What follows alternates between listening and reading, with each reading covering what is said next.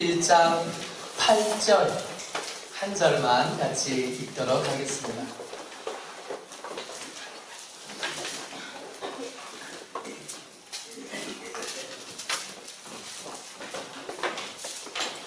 예레미야 31장 8절입니다. 대학성경 1100페이지에 예레미야 31장 8절 말씀을 다 찾으셨으면 같이 읽을까요? 시작. 보라, 나는 그들을 북쪽 땅에서 인도하며 땅 끝에서부터 모으리라. 그들 중에는 맹인과 다리 저는 사람과 잉태한 여인과 해산하는 여인이 함께 있으며 큰 무리를 이루어 이곳으로 돌아오리라. 아멘. 우리 옆에 분들하고 인사하시죠. 주의 사랑으로 사랑합니다.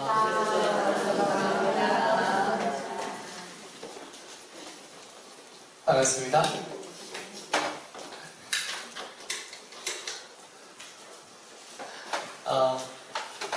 오늘 설교 제목이 땅 끝에서 오다인데, 이 설교 제목은 소설책의 제목이기도 해요. 김성일 씨가 썼던 소설책의 제목이 땅 끝에서 오다, 땅 끝으로 가다, 땅 끝에 십자가, 땅 끝에 시계탑, 땅 끝 시리즈들이 이렇게 있는 중에 첫 번째 책 제목이 땅 끝에서 오다입니다. 언제 여러분 한번 시간이 되시면 한번 읽어보시면 좋을 것 같아요. 굉장히 재미있는 추리소설입니다. 굉장히 재미있는 추리소설이고, 이 책이 처음 나왔을 때 공항 서점에, 국제공항 서점에 이렇게 가판대에 이렇게 걸려 있었나 봐요. 그래서 이게 실패한 사람들이 이민 가려고 공항에 비행기 타러 갔다가 시간이 남아서 그 책 읽다가 이민을 포기하고 자리에 주저앉아서 회복을 누렸다는 간증으로 유명한 책입니다. 김성일 씨가 대우중공업의 이사로 있다가 아내가, 예수 잘 믿는 아내가 암투병 하는 것을 통해서 하나님께로 돌아오고, 하나님께로 돌아오고 나니까 나는 뭘로 하나님의 은혜에 반응하고 뭘로 하나님의 사람으로 쓰임받을까 하던 중에, 어릴 때 공학도였던 이 사람이 청년회 때 글을 썼대요. 그게 생각이 나서 성경을 이야기로, 소설로 좀 써봐야겠다 하고 써서 발표한 소설의 제목입니다. 오늘은 이 제목을 가지고 오늘 읽은 말씀을 통해서 하나님의 교회, 하나님께서 생각하시는 교회, 하나님께서 꿈꾸고 디자인하시는 교회는 어떤 걸까 하는 이야기를 좀 나누었으면 좋겠습니다. 오늘 첫 번째 같이 읽은 말씀이 참 특별한데, 이 예레미야 31장의 말씀은 하나님께서 지금 징계받고 포로로 끌려간 백성들을 회복시키겠다 하는 그 구원과 회복의 비전을 꿈꾸시면서 주신 말씀이 예레미야 31장이에요. 예레미야 31장 첫 절에 하나님께서 어떻게 말씀하시냐면 이렇게 말씀하십니다. 같이 읽어요. 시작. 여호와의 말씀이니라. 그때에 내가 이스라엘 모든 종족의 하나님이 되고 그들은 내 백성이 되리라. 아멘. 여러분들, 이 말씀을 지금 우리가 예레미야 31장에서 읽는데 읽고 보니까 어디선가 많이 들었던 말씀이에요. 그죠? 그렇지 않아요? 굉장히 익숙한 말씀이에요. 이 말씀이 제일 처음에 어디에 나오냐면 출애굽기에 나옵니다. 출애굽기에. 이스라엘 백성들이 출애굽할 때 하나님께서 당신이 이 백성들을 노예였던, 종살이하던 백성을 끄집어내서 시내산까지 인도한 다음에 그 백성들을 향하여 품으신 마음을 모세를 통해서 전하시는데 뭐라 그러냐면 나는 너희들의 하나님이 되고 싶어. 만약에 내가 너희들의 하나님이 되도록 허락해준다면 내가 너희를 내 백성으로 삼는다. 이게 출애굽 때부터 하나님께서 모세를 통해서 하나님의 백성들에게 하시던 말씀이에요. 근데 그 말씀은 광야에 40년 동안 있으면서 수십 번 듣고 수백 번 듣고 하나님께서 여러분들과 저를 향하여 말씀하시는 겁니다. 만약에 너희들이 마음을 열어서 나를 너희들의 하나님이 되게 하면 나는 너희의 하나님이 될 뿐 아니라 너희를 내 백성 삼아서 너희를 통해서 내 일과 내 나라를 만들어 가겠다. 하나님의 꿈꾸시는 거예요. 하나님의 비전이십니다. 처음에 이 말씀을 들을 때 이스라엘 백성들이 신의 상님께서 너무 감사하고 우리 같은 노예를 우리 능력 있고 쓸고 있다고 나를 이렇게 내 하나님이 되시겠다고 말씀하시고 나를 백성 삼으시겠다고 말씀해 주시나 감격 가운데 아멘하고 하나님과 언약을 맺는 장면에 이 말씀이 됩니다. 근데 하나님께서 품으신 이 특별한 비전, 하나님의 백성들, 하나님의 사람들 향한 이 비전은 깨어지기 시작합니다. 가나안에 들어가서 믿음 없이 살고 그 첫 번째 하나님의 기적을 받던 장로님들이 한 분, 두 분 돌아가시기 시작하면서 하나님께서 그들에게 베푸신 기적들을 아는 사람이 없어지기 시작합니다. 그리고 시간이 많이 지나서 너희들이 하나님이 되고 싶다고 말씀하시고 내 백성을 삼겠다고 말씀하셨던 그 하나님의 음성은 바뀌어요. 어떻게 바뀌냐면 내가 너를 절대로 그냥 두지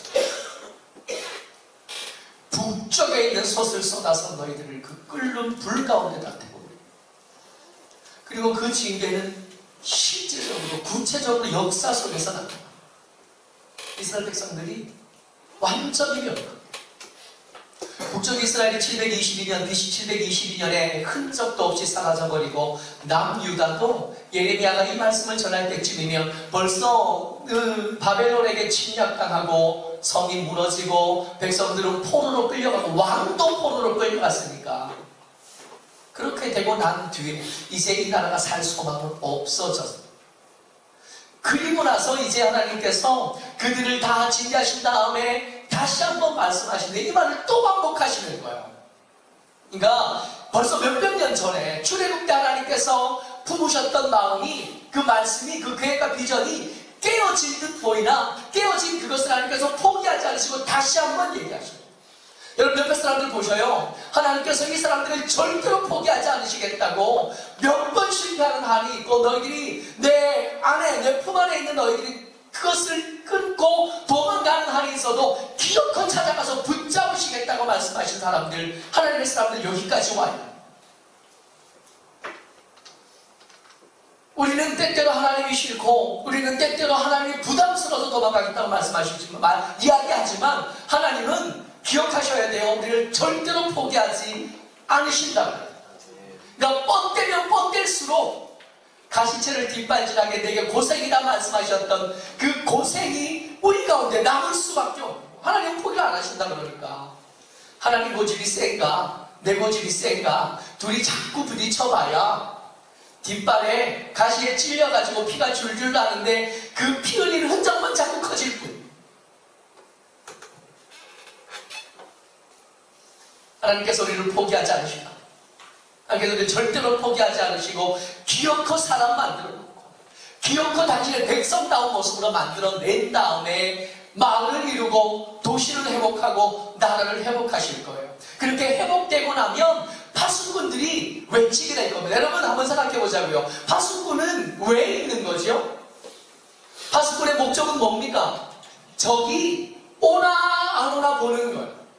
그래서 적이 나타나면 적이 할 수만 있으면 미리 알아서 백성들에게 전투에 대비하는 적들이 옵니다. 늑대가 나타났다 뭐 이렇게 말하게 하려고 파수꾼이 서 있는 거잖아요. 그래서 파수꾼의 목소리는 나는 게 좋은 겁니까? 안 나는 게 좋은 겁니까? 안 나는 게 좋은 거예요. 파수꾼이 밤새도록 그 파수를 서다가 한마디도 안 하고 아침을 맞으면 그게 은혜로운 아침인 거고 그게 평화로운 아침인 거예요. 근데 하나님께서 우리를 백성 삼으시겠다는 그 계획이 성공하고 그렇게 나라가 만들어지고 나면 그때부터는 파수꾼의 역할이 바뀌어요. 파수꾼이 하는 일이 달라지게 됩니다. 원래 파수꾼은 뭐하냐면 적들이 나타났습니다 하는 일을 말을 하는 것이 파수꾼의 일인데 하나님의 백성이 되고 하나님께서 그 나라의 하나님이 되시게 되면 같이요 시작 에브라임 산 위에서 파수꾼이 외치는 날이 있을 것이라 이르기를 너희는 일어나라 우리가 시온에 올라가서 우리 하나님 여호와께로 나아가자 하리라. 이 파수꾼 지금 뭐 하고 있어요? 저기 왔다? 아니요. 오늘 예배하는 날이야. 다 이제 잠에서 깨라. 엿새 동안 너희들이 하늘이 충분했고 그것으로 넉넉하니까 이제 뭐 하러 가자고요? 시온에 하나님의 임재가 있는 곳에 나가서 하나님께로 나아가자 말하게 될 거라는 거예요. 파수꾼의 역할이 바뀐 거예요. 전쟁에 대한 근심과 걱정이 이 파수꾼에게는 없어요. 다만 예배 시간이 혹시 늦을까, 어떤 사람이 게을러서 늦을까 하는 걱정만 남는 거예요. 우리 지금 여기 예배 나와 있는 엄마들이 주일 아침마다 하는 걱정이잖아요. 나는 바빠서 먼저 가야 되는데 깨어오면 그 녀석이 시간 맞춰 오겠나 하는 게 걱정이잖아요. 그래서 미리 아이들을 깨워서 미리 내보내고 나오면 좋겠는데 내가 바쁘니까 그게 잘 안 되는 거죠. 파수꾼이 그 일을 하게 되는 거예요. 적을 지키는 게 아니라 예배하는 일에 혹시라도 소홀하지 않도록 깨우고 일으켜 세워서 또 잠을 깨게 해서 예배 가운데 하나님의 임재 가운데 나아갈 수 있도록 하는 일, 그 일을 하는 파수꾼이 세워지는 날이 오게 될 거라는 겁니다. 하나님께서 지금 이 이스라엘 백성들 가운데 이제 포로로 끌려간 사람들을 회복시키시겠대요. 남은 자들이 돌아오도록 하나님께서 그들을 찾아가시겠다고 말씀하십니다. 같이 읽어요. 시작. 보라, 나는 그들을 북쪽 땅에서 인도하며 땅 끝에서부터 모으리라. 여러분, 이 사람들 왜 저기 갔을까요? 왜 예루살렘 근처에 못 있고 파수꾼의 그 외치는 소리를 듣고 깨서 아침에 꽃 챙겨 입고 세수해서 교회 나올 수 없는 자리가 없고, 이 사람 지금 어디에 있어요? 북쪽 땅에 있어요. 그리고 거기를 하나님께서 땅 끝이라고 부릅니다. 왜 거기 갔어요? 하나님의 징계와 심판 때문에 쫓겨난, 하나님의 징계를 당한 거고 하나님의 진노를 뒤집어 쓴 사람. 그래서 그들은 땅 끝에 갈 수밖에 없었고 그들은 북쪽 땅에 갈 수밖에 없었습니다. 저들을 회복시키겠다 하나님은 저들에게 찾아가는 거예요. 그러니까 저 땅 끝은 어떤 곳이냐 하면 절망한 곳, 소망이라고 찾아볼 수 없는, 하나님 앞에 예배할 수 없는 것, 그곳에 내몰리고 쫓겨나고 유배당한 사람들, 그 사람들을 하나님께서 한 명 한 명 기억하셔서 다 모으시겠다고 말씀하십니다. 그래서 그 파수꾼의 소리, 예배때를 알리는 파수꾼의 소리를 들을 수 있는 것으로 하나님께서 인도해 내시겠다는 하나님의 말씀인 겁니다. 저희가 이 말씀 듣고 여기 온 줄 믿습니다. 어떤 사람들은 엄마 때문에 왔는데요, 어떤 사람들은 형편과 사정 때문에 왔는데요, 그냥 심심해서 왔는데요, 그냥 약속해서 왔는데요. 아니요, 하나님께서 북쪽 끝, 여러분들이 더 멀리 있었어도, 더 힘든 상황 속에 있었어도 하나님 기꺼이 거기 찾아가셨을 거고, 거기 찾아가셔서 여러분들의 다리에 힘을 주고 여러분들의 상황과 형편을 만들어서 여러분들을 여기까지, 우리를 여기까지 인도해 내신 것이고 또 인도해 내실 겁니다. 그 긴 행렬이 이게 이어져서 하나님의 임재 가운데 나오게 되는 거예요. 그렇게 세워지는 게 교회입니다. 근데 그 멀리서 북쪽 끝에서, 땅 끝에서 오는 그 일행 가운데 눈에 띄는 특별한 동행들, 특별한 사람들이 그 속에 끼어 있어요. 같이 읽습니다. 시작. 그들 중에 맹인과 다리 저는 사람과 잉태한 여인과 해산하는 여인이 함께 있으며 큰 무리를 이루어 이것으로 돌아오리라. 여자분들이 군대 얘기 싫어한다는데 군대 얘기처럼 여기에 잘 맞는 게 사실은 잘 없어요. 6주 동안 훈련 받으면 제일 마지막에 뭐 하죠? 제일 마지막에 군대 갔다 오신 분들 아시잖아요. 6주 동안 기초군사훈련을 쭉 받다가 제일 마지막에 뭐 하냐면 행군합니다. 행군. 40km를 걷는 거예요. 40km를 걷는데 이게요, 힘드니까 그때 하는 거예요. 이게 쉬우면 앞에 할 건데 좀 군인 다워졌다 싶을 때 이거 시키는 거예요. 하루에 40km 걷기. 40km는 100리잖아요. 이 100리를 걷는데, 이 100리를 걷게 시키면 이 한 소대, 한 분대, 뭐 이 소대를 만들게 그룹을 묶어서 걷는데 한 번도 예외 없이 꼭 나오는 사람들이 있어요. 제대로 못 따라오는 사람. 그 시퍼렇게 젊은 청춘들을 모아놓고 가자 그러고는 등에 짐을 지우죠. 군 전쟁이 났을 때 군인들이 일반적으로 매야 되는 그 군장을 다 지거든요. 자기들이 써야 될 거, 입어야 될 거, 피고 잘 거, 뭐 이런 것들을 다 싸서 한 20km 넘는 짐을 메고 40km를 걷는 거예요. 다른 거 아무것도 안 해요. 걷기만 해요. 근데 그게 제일 힘들어요. 걷다 보면 제일 뒤에 못 걷는 애들이, 그럼 제일 앞에 잘 걷는 애들 그 짐 맡겨놓고 이게 어떻게든 데리고 가려고 손잡고 끌고 데리고 가는 거예요. 하다 못하면 차를 타기는 하는데 이 차를 타는 애들이 야구할 수밖에 없어요. 근데 이 사람들이 지금 북쪽 끝에서 여기까지 오는데 일단 북쪽 끝으로 생각할 수 있는 첫 번째 지역이 어디냐면 바벨론이거든요. 바벨론에서 이 예루살렘까지 직선거리가 840km가 넘습니다. 직선거리가, 그런데 이 직선거리로 오기는 힘들어요. 왜요? 가운데 사막이 있거든요. 그 사막을 지나오는 것은 너무 위험하고 너무 어려우니까 직선거리로 오지 못해요. 그래서 길을 타다 이렇게 멀리 돌아서 오게 되면 1600km쯤 돼요. 40km만 걷는데도, 그 멀쩡한 청춘들 데리고 40km를 걷는데도 낙오하는 사람들이 생기는데, 오늘 일행 중에 누가 있어요? 매일이 다리 저는 사람, 잉태한 사람이 있어요. 해산하는 열이 있습니다. 공통점이에요. 공통점. 맹인과 다리 저는 사람들과 잉태한 사람과 해산하는 사람의 공통점. 돕는 사람이 없으면 걸을 수 없다. 최악은 뭐냐 하면 잉태한 것도 힘든데 해산하는 여인이 그 옆에 있는 거예요. 이 사람은 자기 몸을 못 돌볼 뿐만 아니라 까늘리기까지 옆에. 그럼 이 둘을, 그 1600km를 데리고 오려면 적어도 서너 명은 그 옆에 붙어 있어요. 이 사람 보고 걸으라고 할 수는 없잖아. 잉태한 사람이야 그래도 막다리 가까우면 그래도 운동해야 돼. 그리고 한두 번이라도 걷게 만들겠는데 막 아이를 낳은 사람은 어떻게 걸으라고 그러겠어요? 그냥 수레에 실어야 돼. 누가 업든지 지든지 해야 돼. 이 가난아기를 그 노 중에, 그 길 여행 중에 이 가난아기를 살려내려면 엄마를 다른 사람하고 똑같이 먹여서는 아니고 더 잘 먹여야 되고 더 손이 더 많이 가요. 잉태한 사람은 이 1600km 걷는데 보통 4개월 걸린다고 생각해요. 잉태한 여인은 그 사이에 해산하는 여인이 될 거예요.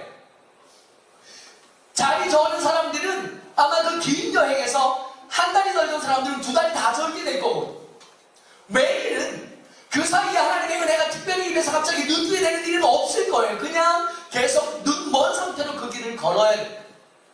하나님께서 이 구원의 때에, 은혜의 때에 사람들을 인도해 내시는데, 이 교회에 하나님이 만약에 이 교회가 성공한다면 이 교회, 파수꾼이 예배의 때를 알리는 그 교회는 누가 모여드는 거예요? 훌륭한 사람, 똑똑한 사람, 힘 있는 사람, 그런 사람이 모여드는 게 아니라 눈먼 사람, 다리 저는 사람, 잉태한 사람과 해산한 사람들이 모이는 거예요.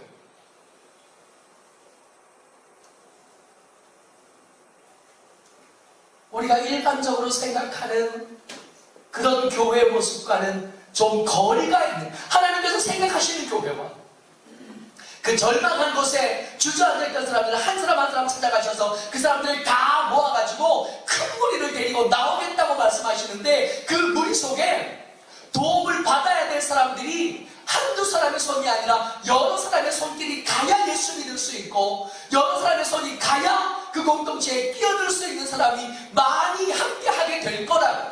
교회는 그런 곳이라는 거예요. 교회에 가면 어떤 사람들이 있을 건가 말입니다. 같이 읽어요. 시작. 그들이 울며 돌아오리니 나의 인도함을 받고 간구할 때에 내가 그들이 넘어지지 아니하고 물 있는 계곡의 고든 길로 가게 하리라. 도움을 받지 않으면 못 올 만한 사람들을 하나님께서 데리고 오실 텐데 그들의 눈은 눈물에 젖어 있을 거예요. 왜요? 힘들어서요? 너무 힘들어서도 울 수 있지만 이 눈물은 그런 눈물이 아니에요. 날 포기하지 않는 하나님에 대한 민망함과 부끄러움과 감격 때문에 울 수밖에 없어요. 내가 감히 어떻게 여기 앉아 있었습니까? 하나님의 은혜가 아니었으면 그 여정 중에 이미 버림받았어야 한다. 그 길고 먼 길 중에 끝까지 다 못 오고 그 사이에서 버림받고 내처짐당하고 포기되었어야 마땅할 사람들이 하나님께서 기도할 때 그 기도를 들으시고 그들의 손을 잡아주시고 그들의 길을 인도하셔서 넘어지지 않도록 붙잡아 주십니다. 그래서 우리가 여기까지 옵니다.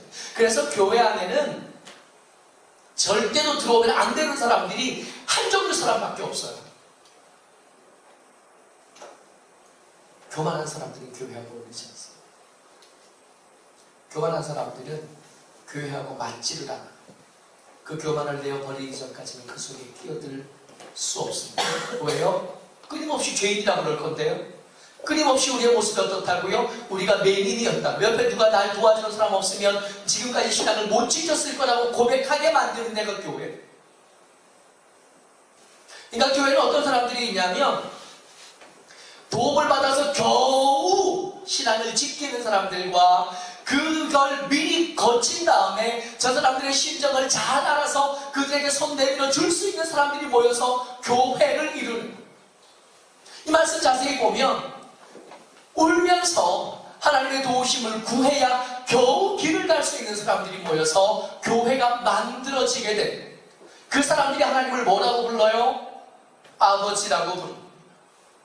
나는 이스라엘의 아버지요 에브라임은 나의 장자니라. 여러분, 이 에브라임은 버림받았던 사람,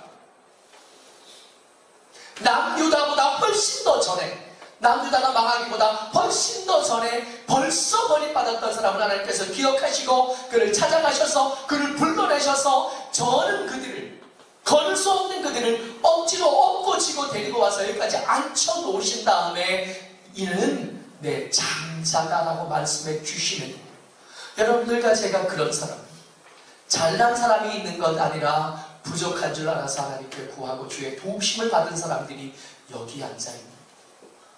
그래서 한 가지 고백, 필요한 우리 가운데 한 가지 고백은 뭐냐면, 나는 혼자 신앙생활 했습니다. 나 혼자 기도하고 혼자 말씀 읽고 혼자 은혜 받아서 내가 이렇게 믿음을 지킬 수 있는, 거짓말이에요. 그렇지 않아요. 우리는 혼자 우리 신앙을 지킬 수 없었습니다. 누군가 나를 위해서 기도했었고 누군가 내 손을 잡아줬었고 누군가 나를 용납해줘서 여기까지 오고, 여러분도 혹여라도 절대로 그런 말 하지 마세요. 가끔씩 그놈들 때때로 만납니다. 교회와 어울리지 않는 사람들, 우리는 누군가의 도움을 받아서 여기까지, 누군가 우리를 용납해주고 누군가 우리에게 손 내밀어 줘서 믿음을 겨우 지켜서 여기까지 온 사람들, 그러다가 목사도 되고 그러다가 권사도 되고 집사도 되고 그렇게 신앙을 지키고 있는 사람들, 여러분. 또 하나요, 우리가 하면 안 되는 말, 나는 혼자 신앙 지켰습니다. 거짓말이에요. 그 말 하면 안 돼요. 두 번째, 하면 안 되는 말, 저 사람은 우리에게 너무 잘 안 어울려요. 그렇게 말하면 안 돼요. 우리가 그런 사람들이에요. 우리가 그런 사람이었다가 누군가 용납해주고 봐주고 깎아줘서 둥글둥글해질 때까지 누군가 나를 참아줘서 여기까지 와요. 그러니까 이 두 가지 안 됩니다. 하나님께서 처음 교회를 꿈꾸시고 하나님께서 이 땅끝에서 사람들을 모아 교회를 이루겠다고 하실 때부터 못나고 모자란 사람들이 그 대상이었고, 그렇게 우리가 여기 와요. 너처럼 저와 여러분들이 서로를 향하여 좀 더 넓고 또 너그러운 낮은 마음을 가지게 되시기를 주님께 부탁을 드립니다. 저 곁을 엎드리고 자도 그럴 수 있겠지 하고 좀 봐주시는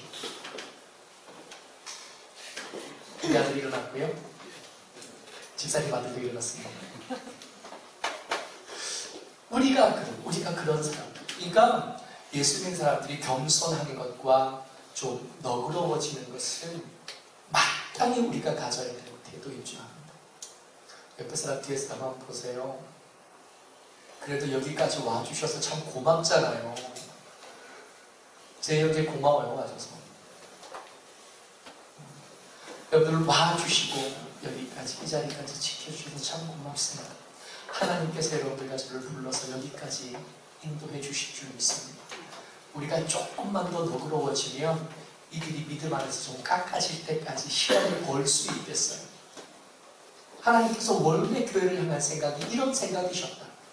우리 같이 못나고 모난 사람들을 불러다가 깎고 다듬고해서 둥글둥글하게 하나님의 사람답게 이렇게 세워 가시는 주님, 교회 안에 와서 혹 실망하더라도 이 말씀 기억한다면 우리가 조금 더 부드러워질 수 있을 것 같아요. 마음이 조금 더 넓어질 수 있을 것 같습니다. 교회는 원래 그런 데, 뭐 저런 사람들이 교회에 있나? 원래 그래요. 원래 그래요. 교회는 원래 그런 데. 모처럼 저와 여러분들이 주의 은혜 가운데 이 교회, 하나님께서 꿈꾸시는 이 교회를 더 아름답게 세워가고 더 풍성하게 세워가는 하나님의 사람들 되시기를 주의 이름으로 축복합니다. 아멘. 우리 같이 한번 기도했으면 좋겠어요. 기도할 때 하나님의 사람답게 하여 주옵소서. 우리가 좀 더 너그러워지게 하시고 좀 더 겸손하게 도와주시옵소서. 저 사람은 안 되라고 말하지 않게 하여 주시고, 하나님 교만하지 않게 하나님께서 꿈꾸시는 이 교회를 온전하게 세워내는 우리 모두가 되게 해달라고 이 시간에 주여 한번 하고 같이 소리 내어서 기도합니다. 주여